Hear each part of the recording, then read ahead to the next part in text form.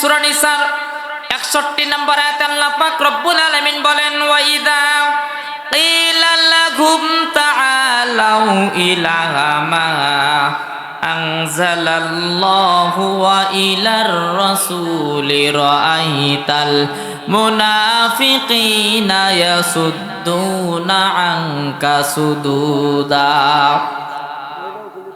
আল্লাহ পাক রব্বুল আলামিন বলেন, হে রাসূল, আপনি যখন তাদেরকে তাআলাউ ইলা মা আনজালাল্লাহ, আমার নাজিলকৃত কিতাব আইন থেকে যখন আপনি তাদেরকে ডাক দেবেন, কিতাবের দিকে যখন তাদেরকে ডাক দেবেন, আপনি দেখবেন আমি রবের কোরআনের সংবিধানের দিকে যখন আপনি তাদেরকে ডাক দেবেন, ওয়াইলার রাসূলি রাআইতাল মুনাফিকিনা ইয়াসুদ্দুনা আনকা সুদুদা, কিছু কিছু মানুষ মুনাফিক মার্কা, তারা আস্তে আস্তে আপনার কাছ থেকে দূরে সরে যাবে, বুঝবেন তারা হচ্ছে মুনাফিক। আমাদের মধ্যে, আমাদের সমাজের মধ্যে অসংখ্য গণিত মানুষ দেখা যায়, কম বেশি সব স্থানের মধ্যে আছে, যে তারা বলে ইসলাম মানে নামাজ পড়া, ইসলাম মানে হজ করা, ইসলাম মানে হচ্ছে যাকাত দেওয়া, ইসলাম মানে হচ্ছে রোজা রাখা, তাসবিহ তাহলিল করা। কিন্তু যখন বলা হয় চাচা আপনি রাজনীতি করেন না কেন, কি কারণটা কি? কোরআন দিয়ে দেশ চলবে এটা তারা চায় না, কোরআন দিয়ে দেশ পরিচালিত হোক এটা যারা চায় না তারা হচ্ছে মুনাফিক। তারা কি? নাহমাদুহু ওয়া নাস্তাঈনুহু ওয়া নাস্তাগফিরুহু ওয়া নু'মিনু বিহি ওয়া নাতাওয়াক্কালু আলাইহি ওয়া নাউযু বিল্লাহি মিন শুরুরি আনফুসিনা ওয়া মিন সাইয়্যাতি আ'মালিনা। من يهده الله فلا مضل له ومن يضلله فلا هادي له. نشهد أن لا إله إلا الله وحده لا شريك له، ونشهد أن سيدنا وحبيبنا ومولانا محمدا عبده ورسوله الذي أرسله بالحق بشيرا ونذيرا وداعيا إلى الله بإذنه وسراجا منيرا. فقد قال الله تعالى في كلامه المجيد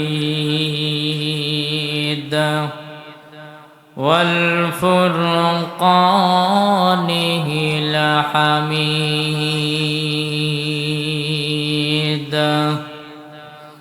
أعوذ بالله من الشيطان الرجيم. بسم الله الرحمن الرحيم. إن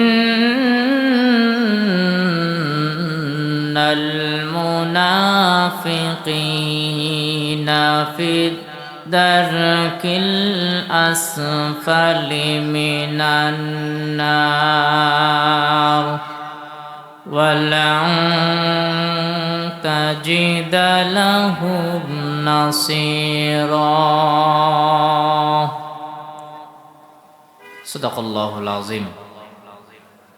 وقال تعالى في شان حبيبي إن الله وملائكته يصلون على النبي يا أيها الذين آمنوا صلوا عليه وسلموا تسليما আমরা সকলেই জোরে সোরে মহব্বতের সহিত পড়ি দরুদ ইব্রাহিম আল্লাহুম্মা সাল্লি আলা মুহাম্মাদ ওয়া আলা আলি মুহাম্মাদ কামা সাল্লাইতা আলা ইব্রাহিম وعلى آل إبراهيم إنك حميد مجيد اللهم بارك على محمد وعلى آل محمد كما باركت على إبراهيم وعلى آل إبراهيم إنك حميد مجيد দরুদ ইব্রাহিমের ফজিলত যদি আমরা জানতাম তাহলে দরুদ পড়ার জন্য আমরা সব সময় ব্যস্ত থাকতাম। নবীজি সাল্লাল্লাহু আলাইহি ওয়াসাল্লাম বলেন, আমার কোন গুনাহগার উম্মত যদি দুনিয়ার কাজের ফাঁকে ফাঁকে শুধুমাত্র কেবলমাত্র একবার দরুদ ও সালাম পাঠ করে, হাসরের ময়দানে কাল কিয়ামতের দিন মুসিবতের সময় আমি নবী ওই দরুদ মাখার উম্মতের জন্য শাফাআত করব। সুবহানাল্লাহ। এই জন্য আমরা অলসতা না করে মহব্বত পড়ে মহব্বতের সহিত উচ্চ আওয়াজে পড়ি আল্লাহুম্মা সাল্লি আলা মুহাম্মাদিন ওয়া আলা আলি মুহাম্মাদ কামা সাল্লাইতা আলা ইব্রাহিম ওয়া আলা আলি ইব্রাহিম ইন্নাকা হামিদুম মাজিদ আল্লাহুম্মা বারিক আলা محمد وعلى آل محمد كما باركت على إبراهيم وعلى آل إبراهيم إنك حميد مجيد بلغ العلا بكماله كشف الدجى بجماله حسنت جميع خصاله صلوا عليه وآله আমি যদি কখনো তাইফে যাই, আমি যদি কখনো তাইফে যাই, বলবো মাটিকে নবীজির রক্ত ঝরলো কোথায়, বলে দাও হে তাইফ আজ আমাকে, বলে দাও হে তাইফ আজ আমাকে, প্রতিশোধের দাবানাল জ্বালাবো হে তাই, বালাগাল উলা বিকামালিহি কাশাফাদ দুজা বিজামালিহি হাসনাত জামিআ কসালিহি সাল্লু আলাইহি ওয়া আলিহি মুখতাসার আল্লাহুম্মা আমিন। রব্বানা যালামনা আনফুসানা ওয়া ইল্লাম তাগফির লানা ওয়া তারহামনা লানাকুনান্না মিনাল খাসিরিন। রব্বুল আলামিন ঐতিহ্যবাহী রংপুর জেলা পীরকাছা থানার আওতাধীন সদ্দারকে বাজার মধ্য জুয়ানখা মুন্সিপাড়া জামি মসজিদের উন্নয়ন কল্পে আজকে ঐতিহাসিক তাফসীরুল কোরআন মাহফিলে তোমার অসংখ্য গণিত গোলামদেরকে নিয়ে কয়েক মতবা দরুদ ও সালাম পাঠ করে তোমার শাহী দরবারে দুকোনা হাত উত্তোলন করেছি। মেহেরবানি করে দরুদ ও সালামের হাদিয়াটুকুন সোনার মদিনায় হুজুর পাক সাল্লাল্লাহু আলাইহি ওয়াসাল্লামের রূহ মুবারকের আজকের হাদিয়াটুকু পৌঁছে দাও। তামাম পৃথিবীর মাটির নিচে যত মুমিন মুমিনাত, যত মুসলিমিন মুসলিমাত, পৃথিবীর শুরু থেকে নিয়ে আজ পর্যন্ত যত নবী রাসূল পীর পয়গম্বর সাহাবা আজমাইন খোলাফা রাশিদিন তাবিঈন তাবিঈন সিদ্দিকিন সালফে সালেহিন শুহাদা ইকরাম, আমাদের আপন আপনজন যারা দুনিয়া থেকে চিরকালের জন্য বিদায় হয়ে গেছে, রব্বুল আলামিন প্রত্যেকের রূহের মধ্যে আজকের হাদিয়াটুকু পৌঁছে দাও। আয় আল্লাহ তাআলা বাংলাদেশকে 2024 সালে যে সমস্ত ভাইয়েরা স্বাধীন করতে গিয়ে নিজে তাজা রক্তকে ঢেলে দিয়ে দেশকে স্বাধীনতা নিয়ে আসলো, রব্বুল আলামিন ওই সমস্ত ভাইদের রোহের মধ্যে আজকের সবটুকু পৌঁছে দাও। আয় আল্লাহ তাআলা যারা বেঁচে আছেন সকলকে তুমি হেফাজত করো, মেহেরবানি করে আজকের মাহফিল করার জন্য যে যেদিক দিয়ে সাহায্য করলেন, লাইটিং মাইটিং প্যান্ডেলের ব্যবস্থা যারা করলেন, আয় আল্লাহ তাআলা শোনার জন্য যারা আসলাম, বলার জন্য যারা আসলাম, কিয়ামতের দিন আমাদের সকলের জন্য এই মাহফিলকে তুমি রব্বুল আলামিন নাজাতের জরিয়া বানিয়ে দাও। ইয়া রব কালাম তু अगर करे ओ बात जुबा को जो दिल पर असर करे तकब्बल मिन्ना इन्नका अंतस समीउल अलीम व तुब अलैना इन्नका अंतत तव्वाबुर रहीम। सुब्हान रब्बिका रब्बिल इज्जति अम्मा यासिफून व सलामुन अलल मुरसलीन वल्हम्दुलिल्लाहि रब्बिल आलामीन।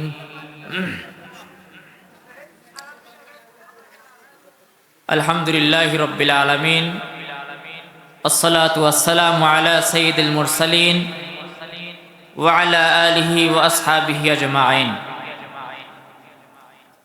রংপুর জেলা পীরগাছা থানার আওতাধীন সাদ্দারকা বাজার জুয়ানখা মুন্সিপাড়া মধ্যপাড়া জামি মসজিদের ছাদ ঢালাই কাজের উপলক্ষে আজকে ঐতিহাসিক তাফসীরুল কোরআন মাহফিলের স্বনামধন্য সম্মানিত সভাপতি, আমাদের সকলের সুপরিচিত জনাব কাজী মোহাম্মদ মাহবুবুর রহমান সাহেব আতালাল্লাহু মারাহু ওয়া বারাকাল্লাহু ফি হায়াতি, সকলে বলে আমিন। উপস্থিত থাকবেন বাংলাদেশ জাতীয়তাবাদী দল বিএনপির সম্মানিত সম্পাদক পীরগাছা উপজেলা শাখার জনাব মোহাম্মদ শরীফুল ইসলাম ডালেস ভাই, আল্লাহ পাক তার গোলামকে দ্বীনের জন্য, ইসলামের জন্য কবুল করুক, সকলে বলে আমিন। আলোচনা রেখে ধন্য রাখবেন খ্যাতনামা আলেমে দ্বীন উত্তর অঞ্চলের তাফসীর কারক, বিশিষ্ট ইসলামী চিন্তাবিদ, ওস্তাদুল উলামা ডক্টর মোহাম্মদ শহীদুল ইসলাম শাহেক। আল্লাহ পাক তার গোলামকে, তার গোলামের কণ্ঠকে পুরো জাতির জন্য, কল্যাণের জন্য কবুল করুক, সকলে বলে আমিন। আর আলোচনা রাখবেন বিশিষ্ট ইসলামী চিন্তাবিদ, মজলুম আলেমে দ্বীন, মুফতি শাইখ আব্দুল কুদ্দুস খান সালাফি। আল্লাহ পাক তার গোলামকে দ্বীনের জন্য, ইসলামের জন্য মৃত্যুর আগ পর্যন্ত কবুল করুক, সকলে বলে আমিন। এতক্ষণ থেকে আলোচনা রাখলেন স্থানীয় ওলামা ইকরামগণ এবং উপস্থিত আমার সামনে বসা কলিজার টুকরা কুচিগাছা মাদ্রাসার ছাত্র ভাইয়েরা, বাবার বয়সী মুরব্বিয়ান ইকরাম, যুবক ভাইয়েরা, উপস্থিত মিডিয়ার জগতের মিডিয়ার ভাইয়েরা এবং পর্দার অন্তরের সর্বগুণা গুণান্বিতা আবেদা সালিহা সম্মানিতা মা ও বোনেরা, দোয়া পাওয়ার আশায় আবারও সালাম দিচ্ছি। আসসালামু আলাইকুম ওয়া রাহমাতুল্লাহি ওয়া বারাকাতুহু। আমরা সর্বপ্রথম আল্লাহ সুবহানাহু ওয়া তাআলার দরবারে শুকরিয়া আদায় করি যে আল্লাহ রাব্বুল আলামিন আমাদের সকলকে লক্ষ লক্ষ হাজার হাজার মানুষের মাঝখান থেকে যাচাই বাছাই করে মহব্বত করে ভালোবেসে জান্নাতে মেহমান হয়ে জান্নাতের বাগানে বসার জন্য তৌফিক এনায়েত করেছেন। এজন্য আমরা কালেমাত শুকরিয়া আদায় করি, সকলে পড়ছি আলহামদুলিল্লাহ। এখানে আসতে পারে বসতে পারে আমরা খুশি না বাজার? খুশি হওয়ার আওয়াজ আপনারা দিতে পারেন নাই। শুকরিয়া আদায় করলে আমাদের লাভ হবে না লস হবে? কি হবে? লাভ হবে। যারা সামনে বসে আছেন যতগুলো মানুষ, আপনাদের তো মনে হয় আপনারা এখনো রোজা আছেন। রবের শুকরিয়া আদায় করলে আমাদের লাভ হবে না লস হবে? লাভ হবে। দুনিয়ার কোন মানুষের প্রশংসা করতে যাব, যার প্রশংসা করব তার লাভ হবে। ডাক্তারের প্রশংসা করব, ডাক্তারের রোগী বেড়ে যায়। ব্যবসায়ী যারা ব্যবসা করে তার প্রশংসা করবেন, তার কাস্টমার বেড়ে যায়। বক্তার প্রশংসা করলে বক্তার ডিমান্ড বেড়ে যায়, ঠিক কিনা? দুনিয়ার কোন মানুষের আপনি প্রশংসা করবেন তার লাভ হবে।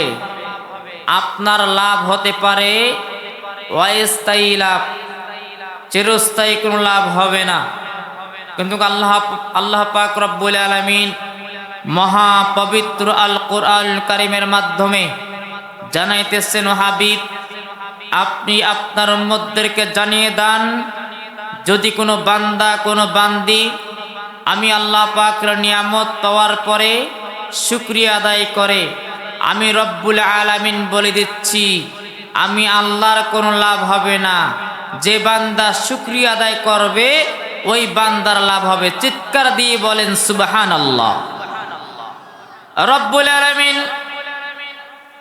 তার ভাষায় মহব্বতের সহিত বান্দা এবং বান্দীদেরকে উদ্দেশ্য করে বলতেছেন, বান্দা বান্দিরা তোমরা শোনো, দুনিয়ার কোন মানুষ যদি আমার শুকরিয়া আদায় করে আমি রব্বুল আলামিন তার জন্য বিশাল বড় একটি পুরস্কার রাখি দিলাম। রব্বুল আলামিন তার ভাষায় বলেন, লা ইন শাকারতুম লাযীদান্নাকুম ওয়া লা ইন কাফারতুম ইন্না আযাবি লাশাদীদ। যে সমস্ত বান্দা বান্দিরা আমি রবের নিয়ামত পাওয়ার পরে শুকরিয়া আদায় করবে, আমি রব্বুল আলামিন সঙ্গে সঙ্গে তার নিয়ামতকে বৃদ্ধি করে দেই। সুবহানাল্লাহ। আর যারা নিয়ামত পাইল কিন্তু নিয়ামত পাওয়ার পরে শুকরিয়া আদায় করল না, আমি রব্বুল আলামিন বলে দিচ্ছি তারা যেন আমি রবের সঙ্গে কুফরি করল, ইন্না আযাবি লাশাদীদ, নিশ্চয়ই তাদের জন্য কঠিন আযাবের ব্যবস্থা করে রেখে দেওয়া হয়েছে। নাউযুবিল্লাহ। এজন্য সব সময় সর্বকালতে সুস্থ অবস্থায়, অসুস্থ অবস্থায়, গরিবী অবস্থায়, টাকাওয়ালা অবস্থায়, সর্বকালতে প্রত্যেকটি সময় একজন মালিকের শুকরিয়া আদায় করতে হবে। তিনি কে? সকলে বলেন তিনি কে? দরুদুস সালাম সাইয়্যিদুল মুরসালিন, ইমামুল মুরসালিন, শাফিউল মুজনামিন, বিশ্ব নেতা রাহমাতাল লিল আলামিন মুহাম্মাদুর রাসূলুল্লাহ, সকলে বলি সাল্লাল্লাহু আলাইহি ওয়াসাল্লাম। সম্মানিত হাজিরিন,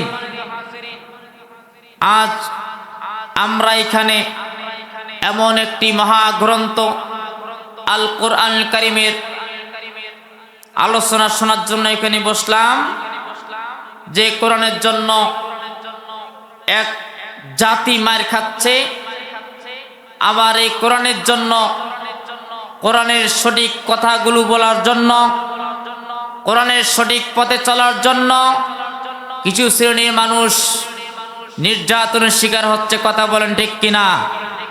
কিন্তু একই সময় দেখা যাচ্ছে, কিছু ক্ষেত্রে দেখা যাচ্ছে কোরআনকে না মানার কারণে দুনিয়ার সাধারণ স্বার্থের লোভে, টাকার লোভে, ধন সম্পদের লোভে কিছু কিছু ব্যক্তি নামধারী মুসলমান হয়ে নিজেদের পরিচয়টা মুসলমানের খাতায় দিয়ে তারা কোরআন বাদ দিয়ে মানব রচিত বিধান দিয়ে, সংবিধান দিয়ে তাদের নিজের জীবনটাকে পরিচালিত করতে চায়। শুধু এখানে ক্ষান্ত নয়, পারিবারিক জীবন থেকে নিয়ে সামাজিক জীবন, রাষ্ট্রীয় জীবন, রাজনৈতিক জীবন, সব ক্ষেত্রে তারা চাচ্ছে মানব রচিত সংবিধান দিয়ে চালানোর জন্য। কথা বলেন ঠিক কিনা?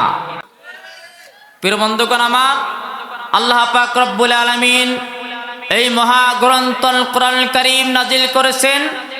আমরা হয়তোবা শুধুমাত্র কেবলমাত্র মনে করতেছি এই কোরআনটা শুধুমাত্র তেলাওয়াত করার জন্য, এই কোরআন মনে হয় মসজিদে পড়ার জন্য, এই কোরআন মনে হয় মুখস্থ করার জন্য, এই কোরআন মনে হয় শুধুমাত্র কেবলমাত্র একজন ব্যক্তি মারা যাওয়ার পরে তার সাইডে বসে চেয়ার নিয়ে বসে কোরআন তেলাওয়াত করার জন্য। আমরা শুধুমাত্র কেবলমাত্র এতটুকুই সীমাবদ্ধ মনে করি যে পবিত্র মাহে রমজান আসলে কোরআন তেলাওয়াত করতে হয়, একজন ব্যক্তি মারা গেলে কোরআন তেলাওয়াত করতে হয়, 3 দিন পরে কোরআন তেলাওয়াত করতে হয়, 7 দিন পরে কোরআন তেলাওয়াত করতে হয়, 40 দিন পরে কোরআন তেলাওয়াত করতে হয়, বছরে একবার কোরআন তেলাওয়াত করতে হয়। আমরা মুসলমান হয়ে এতটুকুই মনে করি, তাই না? কিন্তু আল্লাহ পাক রব্বুল আলামিন মহাগ্রন্থ আল কোরআনুল কারীম কিসের জন্য দিয়েছেন? মানব জাতির হেদায়েতের জন্য।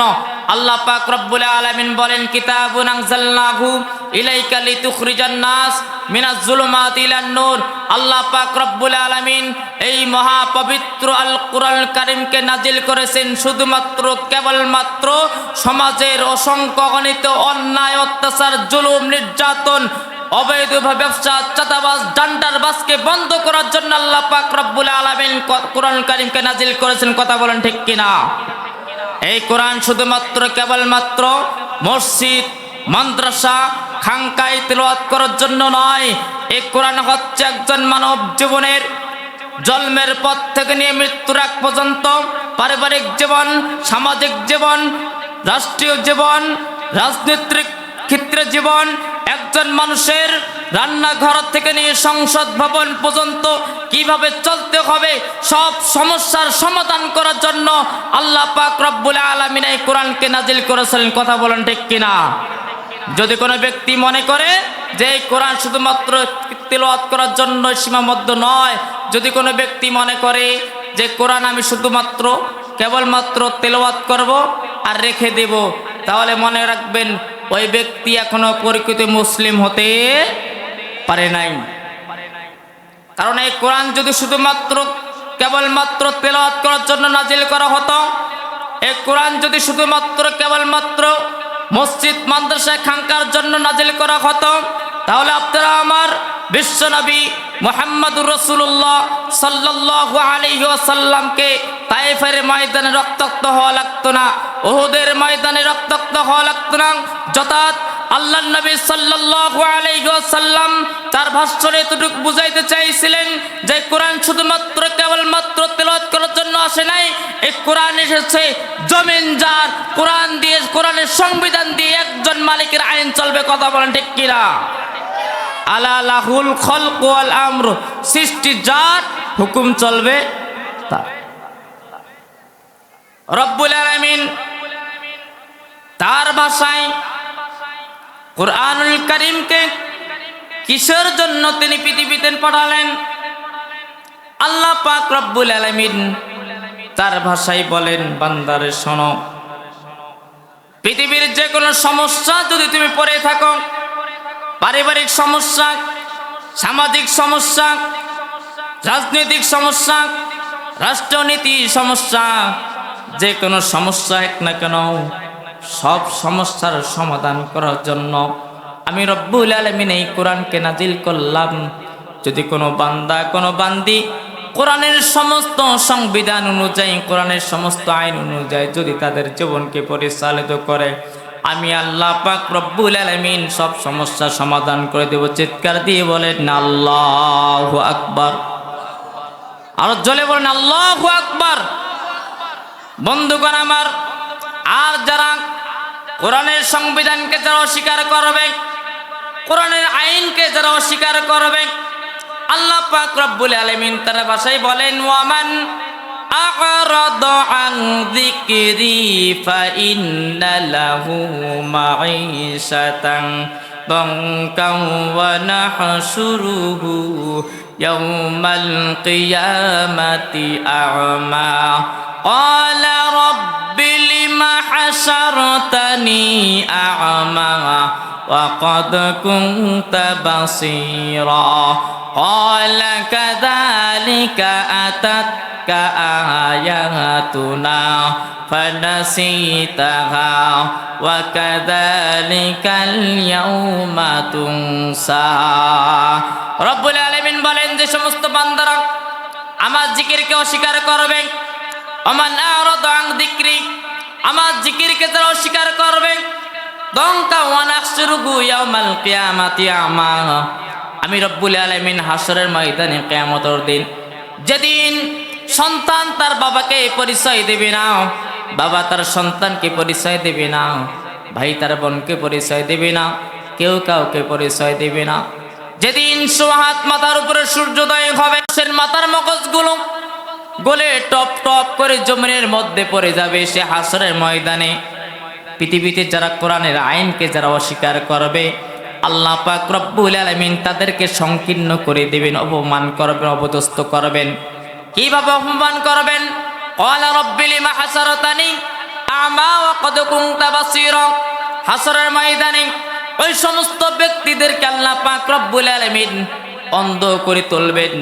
তারা আল্লাহ পাক রব্বুল আলামিনকে বলবেন, আল্লাহ পৃথিবীতে তো আমার চোখ ছিল, আমি তো চোখ দিয়ে পৃথিবীতে দেখতেছিলাম, কিন্তু আজকে কেন আমার চোখ নাই? কি কারণে আমার চোখ নাই? আজকে কেন আমি কোনো কিছু দেখতে পাচ্ছি না? আল্লাহ পাক রব্বুল আলামিন বলবেন, ক্বালা কাযালিকা আতাতকা আয়াতুনা ফানাসিতাহা ওয়া কাযালিকাল ইয়াওমা তুনসা।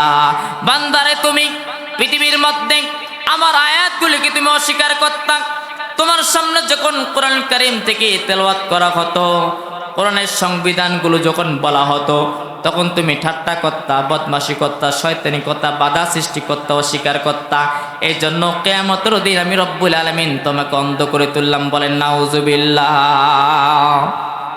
সম্মানিত ভাইয়েরা আমার, এই জন্য আল্লাহ পাক রব্বুল আলামিন মহাগ্রন্থ কোরআন কারীমকে নাজিল করলেন একজন মানব জীবনের সব সমস্যার সমাধান করার জন্য।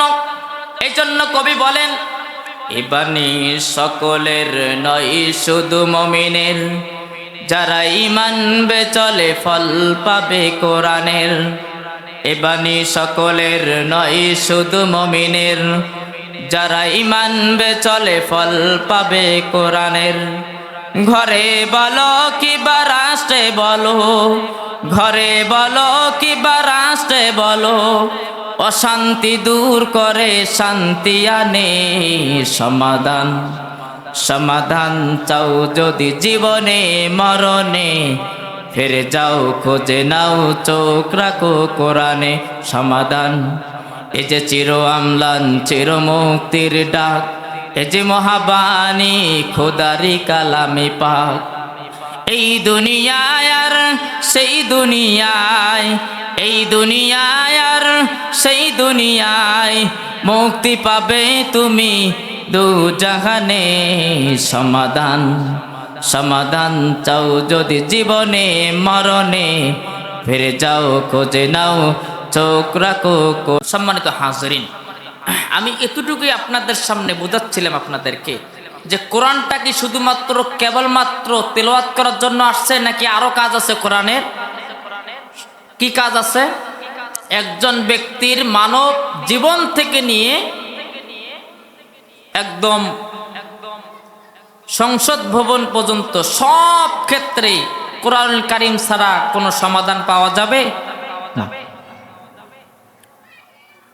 আমি আপনাদের সামনে মহাগ্রন্থ আল কোরআন কারিমের সূরা নিসা 145 নম্বর আয়াত তেলাওয়াত করেছিলাম, যার বিষয় হচ্ছে আল্লাহ পাক রব্বুল আলামিন মুনাফিকদের জাহান্নামের তলদেশে দেবেন। যে কেন? মুনাফিকদের অপরাধ থাকবে চূড়ান্ত অপরাধ, কঠিন অপরাধ, জাহান্নামের একদম তলদেশে এই জন্য তাদেরকে দেওয়া হবে।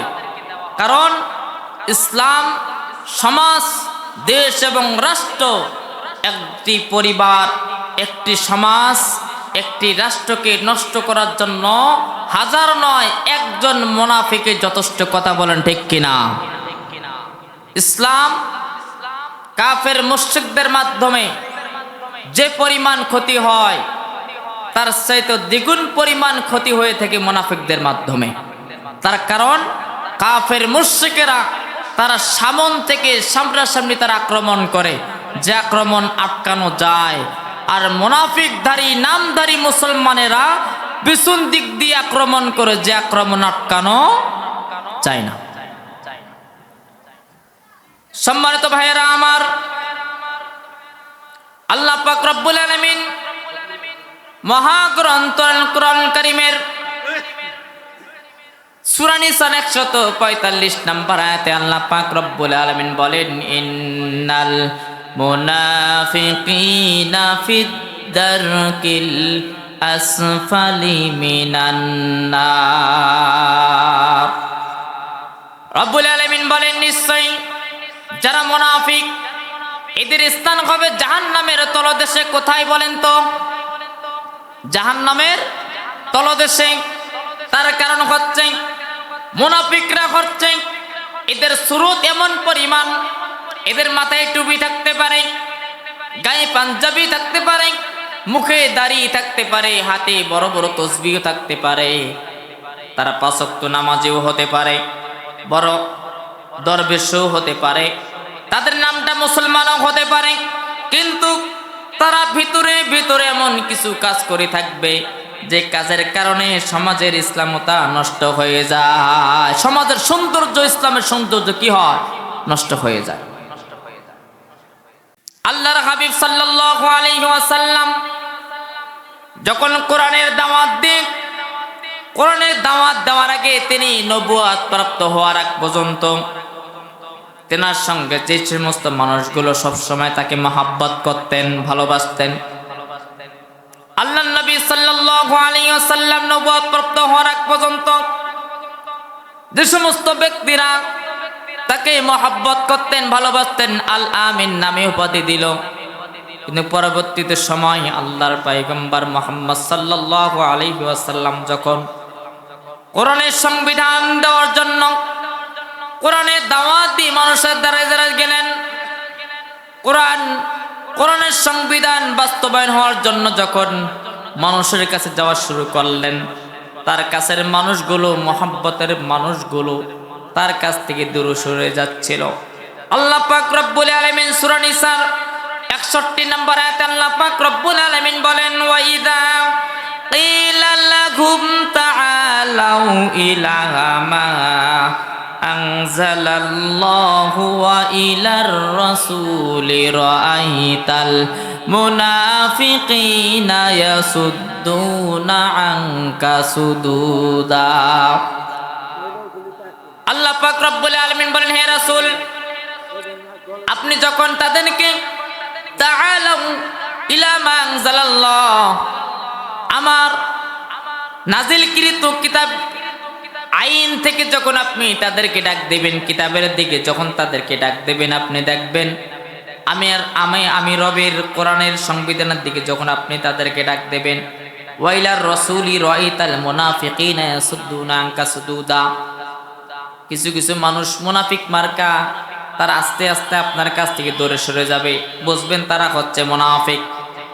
আমাদের মধ্যে, আমাদের সমাজের মধ্যে অসংখ্য অগণিত মানুষ দেখা যায়, কম বেশি সব স্থানের মধ্যে আছে, যে তারা বলে ইসলাম মানে নামাজ পড়া, ইসলাম মানে হজ করা, ইসলাম মানে হচ্ছে যাকাত দেওয়া, ইসলাম মানে হচ্ছে রোজা রাখা, তাসবিহ তাহলিল করা, কিন্তু যখন বলা হয় চাচা আপনি রাজনীতি করেন না কেন, কি কারণটা কি?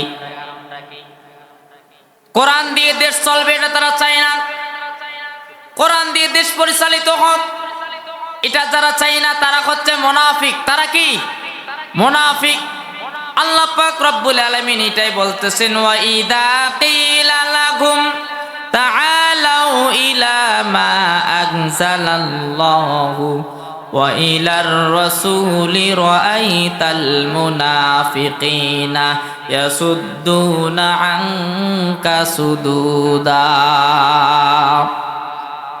আমি নামাজ পড়তে পারি, হজ করতে পারি বছরে বছরে, মাসকে মাস রোজা রাখতে পারি, কিন্তু আল্লাহর কোরআন দিয়ে আল্লাহর জমিন পরিচালিত হবে এটা যদি আমার মধ্যে না থাকে তাহলে আমি মুনাফিক ছাড়া মুসলমান হতে পারবো না।